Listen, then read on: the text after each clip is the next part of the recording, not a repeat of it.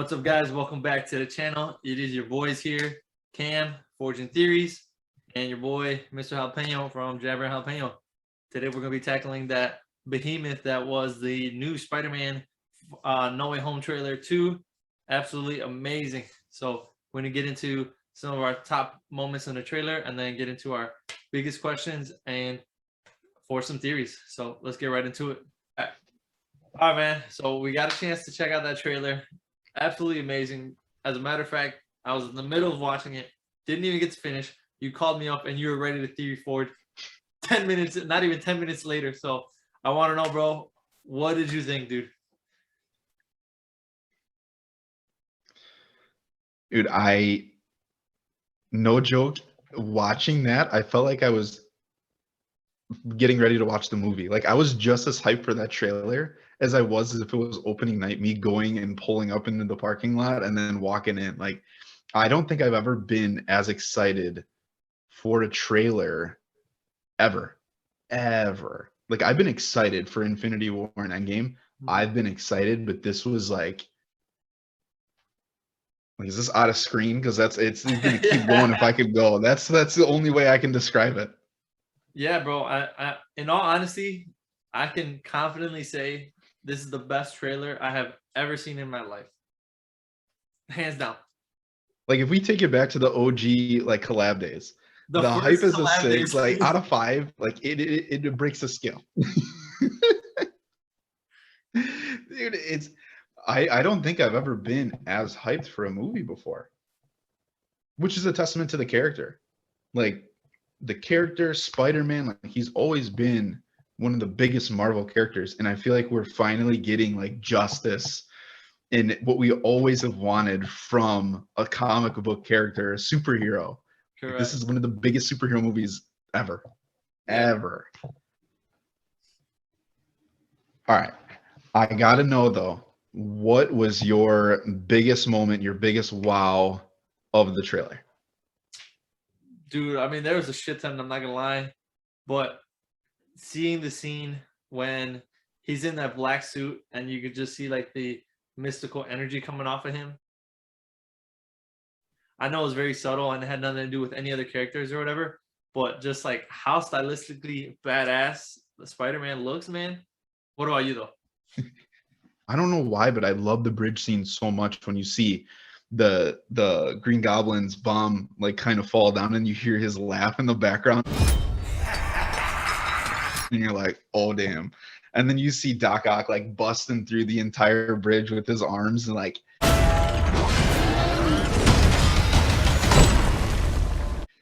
man, because you know it's so serious. Like, you know those characters are coming. You're just like, dude, 1 is big enough, but now 2, 3, 4, like they just keep coming. You're like, how will this man survive this movie? I guess Right. that leads us into the next part, man, which is the biggest questions coming out of the trailer. I want to know, man, give me your top 2 questions that you have, and then I'll return a favor and I'll hit you with my 2. It's my number 1 is, who is going to die, or who is most likely to, out of Happy, Aunt May, MJ, and Ned? Because I think you said it perfectly in the last video. He is going to have to deal and cope with a new death in order to advance his character. Like, Spider-Man is always surrounded by, believe it or not, it's kind of weird because I've always viewed him as such like a happy, funny, like positive character. But even going back to Toby, you have a death scene. Andrew Garfield's death scene. Now you have a tease of a death scene, but you have multiple characters. You already have Uncle Ben. You already have Iron Man. Like, this man goes through it. He has trauma every single movie and appearance that he's in. So it's like, these are the closest people to him. The third movie in his trilogy, like, something big is going to happen. So for me, it's, out of those 4, who's going to be the one to drop? Yeah. I think just solely off of the list, I would have to like, eliminate like a multiple choice question. I would say Aunt May is out of the picture because I'm thinking it would either be, I'm almost thinking it could possibly be 2 people. I feel like Happy Hogan, he's done regardless. My boy already signed the $1 million check right here, so he's ready to go.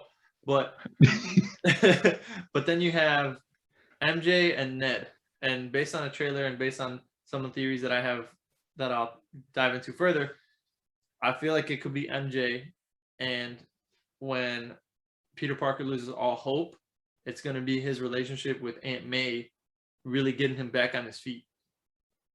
You know what I'm saying? So I like that. That's good. What do you got? What's one of your big questions? alrighty. So for me, I want to know, based on like the wording and the verbiage that Doctor Strange said in the trailer, he said that all of these characters, it was their fate to die by the hands of Spider-Man in their respective universes. So my biggest question is, if they're dead from where they came from, how are they now alive? And on top of that, if they get sent back to where they came from, are they dead again? Or, you know, what's the whole logistics of this entire situation? Yeah, I think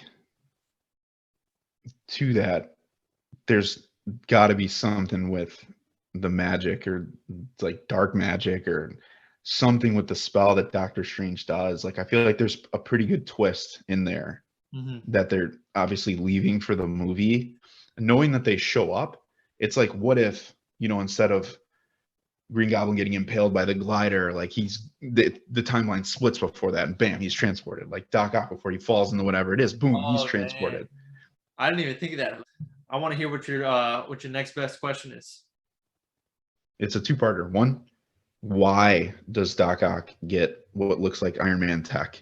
And why does Green Goblin, if the second Goblin that we saw in the trailer is another version of Willem Dafoe's Green Goblin, why do they evolve, I guess, in a sense?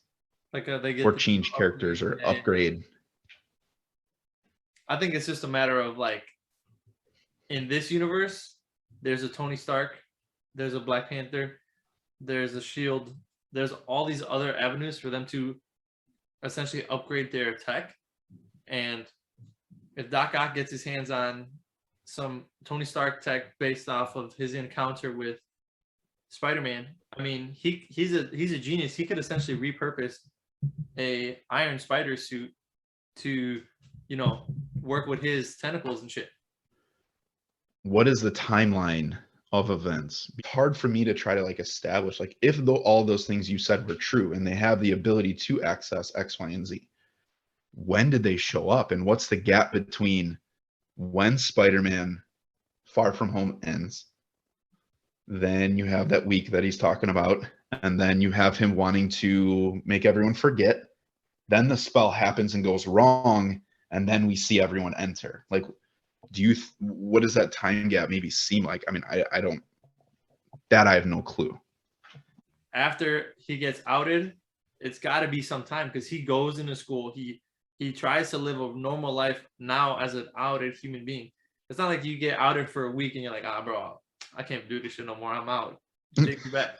And he probably, like, you know, went through some kind of at least a couple months of time, and then as soon as the spell happens, the spell is really what does the you know, shatters the glass, I guess you can call it, that is the multiverse.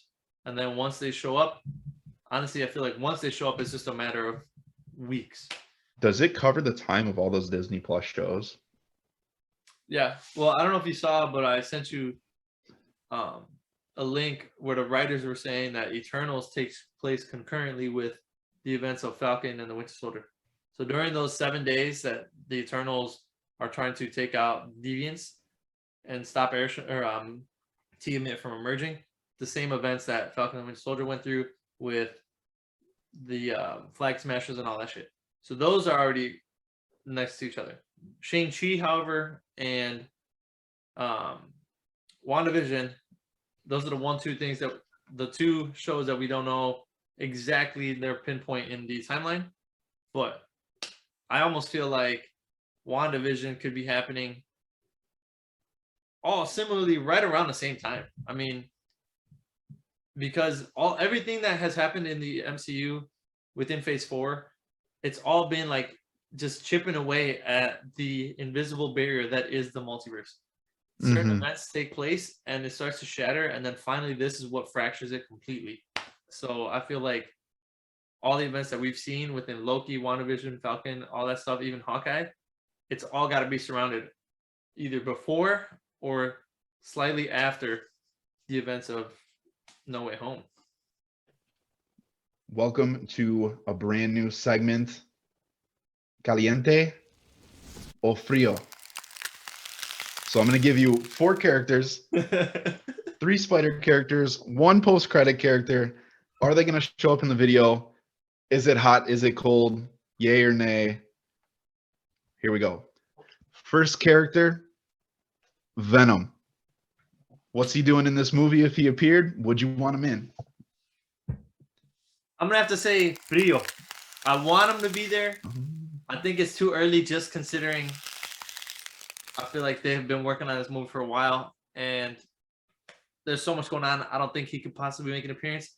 I will, though, say he is one of my potential Sinister Six finishers. So who knows? Well, I'm gonna stick with Frío for now. Okay.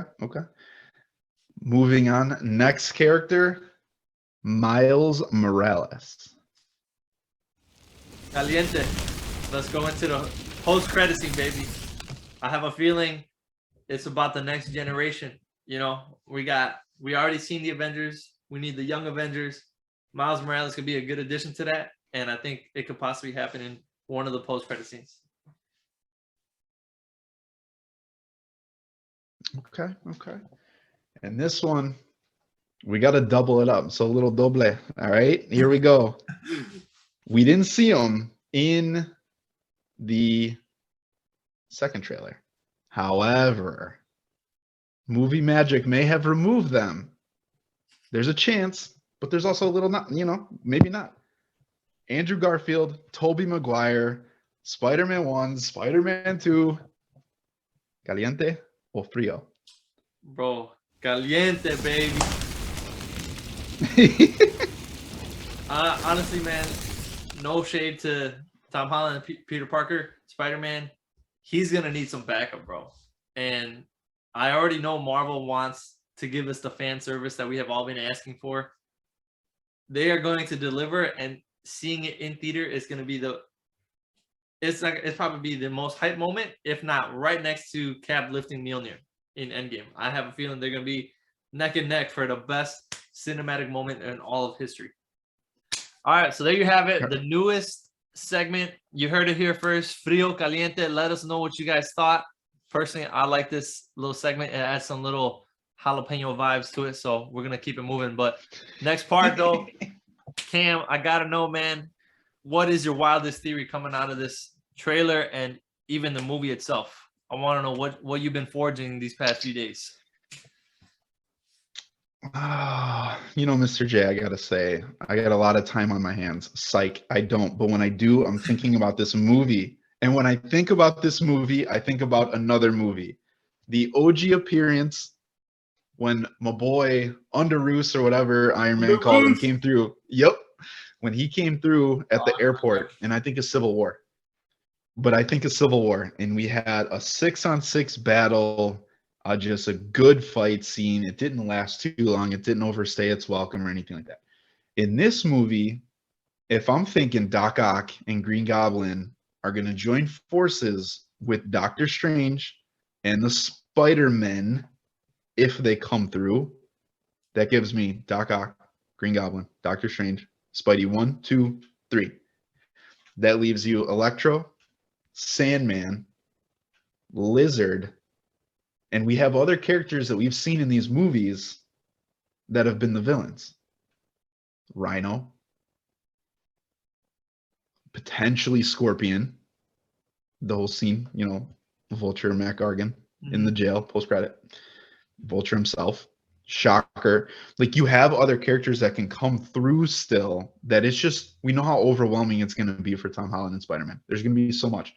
I just, for whatever reason, can just envision a wild purple sky that's just these people come through and we just have a gigantic fight between Spider-Man characters and plus Doctor Strange. Like that is my theory. Is it's going to be a big fight at the end. Winner essentially stays, losers go. The good guys in this case are going to find peace within themselves and get sent back to their own timelines, but they're the ones who want to go back, and the villains are the ones who don't want to go back or they want to stay and they know they can't, because that's just going to collapse the multiverse even further than what's happening now anyways. That to me is probably my biggest reach in my wildest theory.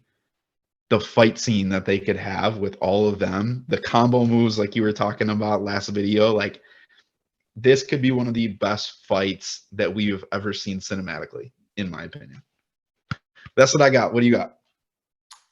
For me, man, honestly, I hate to dial down the tone of this video because we're so hyped right now, but I gotta talk about my girl MJ. As much as I don't want her to die, just for the fact of like, I would like to continue to see their story converge and keep moving forward. I think MJ's time is up, man. That scene of her falling is a parallel to Mary Jane falling in the first movie. Gwen Stacy falling in the Amazing Spider-Man, and now it's her turn. And this is going to be like such a pivotal moment in this movie where MJ is down, out for the count. They and by they I mean Spider-Man, Tom, Toby, and Andrew. They defeat the villains. Her lying corpse is there, and they're gonna have a funeral scene. Like I said in the document we said in preparation, they have a funeral. It's gonna be Aunt May, Ned, possibly Happy, and then Toby and Andrew are gonna say, hey, you know, we've been there before. We lose a lot of loved ones with what we do here as superheroes. Like, there's only so many people we can care for, which is why it's better to go down the path of loneliness. I feel like Mary Jane's death could put him on the path to being a very different character, which would allow for a lot of character development. But your theory is very possible. Now, if that does happen, and if he does take a darker tone, if we do not see Venom in this movie, and we do end up getting a Venom crossing over with the Tom Holland Spider-Man, does he get the black suit? And we get our dark black suit Spider-Man. Ooh, now you're just adding on to my theories over here, boy. Damn. So what I was thinking actually to add further to my theory was Tom Holland, Peter Parker Spider-Man, he retires the cowl. He's like, I'm no longer going to be Spider-Man. This shit is devastating. I'm done.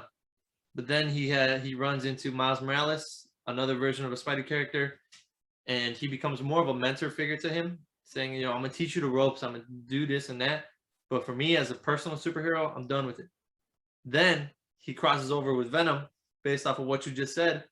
The symbiote attaches to him, and now we get that dark black suit Spider-Man, ruthless, more like a vigilante as opposed to like a hero. That'd be sick. I'd be down for something like that. Mm-hmm. And if he gets the symbiote, no. Like, it's GG's for anyone that steps in front of him. It is GG's. If Black Suit Spider-Man could probably take everyone in this movie. Oh boy. What are the chances that MJ doesn't die at the end of the movie, but she dies somewhere towards the middle-ish half or whatever? Big moment, but hear me out. If all these other characters can come back to life, what if that box has something to do with resurrecting them, and he uses that and tries to steal it from Doctor Strange to bring her back? Damn. Boy, it sounds like the hammer in Iron Man 1 when he's forging the Iron Man suit. You are forging theories out here, baby. Damn, dude, that's crazy. That is crazy. Like, he steals Doctor Strange's magic to try to revive. Yeah. Wow. Bro, that would change the game. Like, what if she could die on the bridge scene? Yeah. If it's something right around there, like obviously everyone showed up, but he figures out like they came back somehow and it was through the spell. And something happens to where he figures out like they were able to come back to life. It has to do with this. This is what we used during the original spell. So I'm going to try to like, he clearly has the magic. He has something. I don't know how he gets that. Yeah. But he goes straight mother box and tries to like bring her back. Putting 5 minutes on the clock. I'm going to give you guys a quick lightning round. We're going to throw out whatever thought we got. Something's going to land. First thing that I got that pops in my head. Odds that if Tobey Maguire and Andrew Garfield show up, they show up to stop Tom Holland, not to help Tom Holland. I'm gonna go 2%. Like my milk boy. Ooh.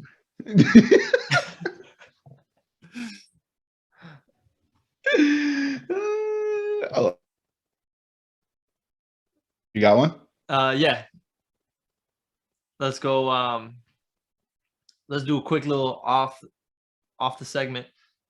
Box office. Top 5 of all time or what? Keep in mind we got COVID, but can hype outdo COVID? Bro, all I gotta say if anything can do it, it's this movie. Think about that though. Like, when was the last time that millions upon millions upon millions of people have been able to just kind of like get lost in something else? And for like a few moments, for 3 minutes and 4 seconds or whatever that trailer length was, everyone was just like, what is going on? Like, that is so cool. I think this movie deserves everything that it makes. Unfortunately, some of it has to go to Sony, but I'm going to say, let me say this. In MC for a Marvel movie, this will be the highest grossing solo film, potentially top 2. Non-COVID top 2. Non-COVID top 2. But I'll say this will eclipse the previous Spider-Man movie for sure. Okay, bet. Your turn. I like that. Odds that we get one of the best post-credit scenes we've gotten out of any movie. Period. I'm gonna go with 98% to finish off my 2% milk.